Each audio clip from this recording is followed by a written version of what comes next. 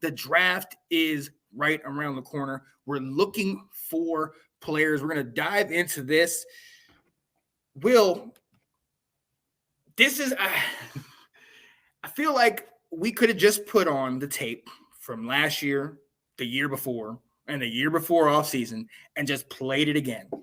We need linebackers. We need secondary. Our D-line is good. We're more secure as far as locking up those two middle guys, but still, could we get better? Like, what are we in need of?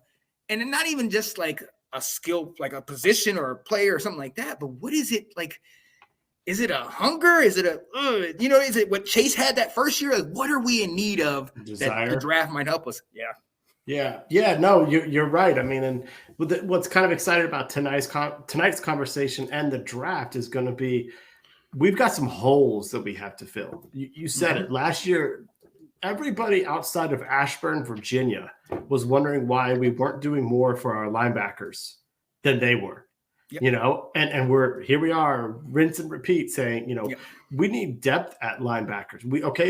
We signed Cody Barton to replace Cole Holcomb, and you have Jamin Davis, but what happens if one of those guys goes down? We're in no different of a sense. We're putting out Milo Eifler, as our depth chart. We have to, improve that, so we can draft an impactful player who's going to get playing time from day one. Our corners, the same situation when Benjamin St. Juste gets hurt for the third season in a row. What are we doing? Who's going to be coming out there to fill his role? We added a depth chart in Cam Dantzler, but that's not a starter. It's great that he's got over 60 starts in the 4 seasons he's been playing. That's fantastic.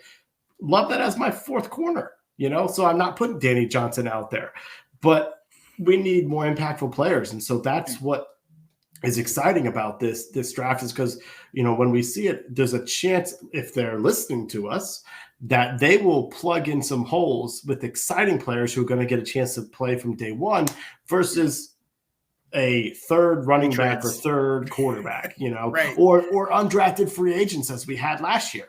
As great as that story was when at the 53, when we had 2 guys that were undrafted that made it from linebacker, that's not exactly the best way to build depth.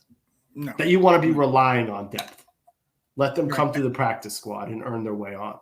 Right. And I think this is the year that we finally are kind of in a position where we could go deep in the draft and really go defense. Like, we can really do it because, like you said, we're pretty set on offenses, and there's no big, huge need. O-line, yes, but we're good. But defense, they're holes. And like you said, the flashy picks, the guys that we need to. But it's like, I think we're going to have to take some chances. I think we might have to get a splash. We might have to go after something. And no, I'm not talking about, we talked about earlier about getting a tight end, although I was going to say that means if you can't get a tight end. If you want to get a tight end, you saw 16, my smirk. I gave it away. Michael Mayer, Dalton Kincaid, I'm telling you, we're going to do it. Tight ends, baby. But this isn't like the last 2 years where we got Fitzpatrick and then all of a sudden it was just down from there. And then Wentz last year, it was down from there. We are making serious moves, and we have an opportunity to make serious moves right now in this draft. And that is very rich in second corners. Has some solid linebackers that we could pick up on that we need to bite bullet go after.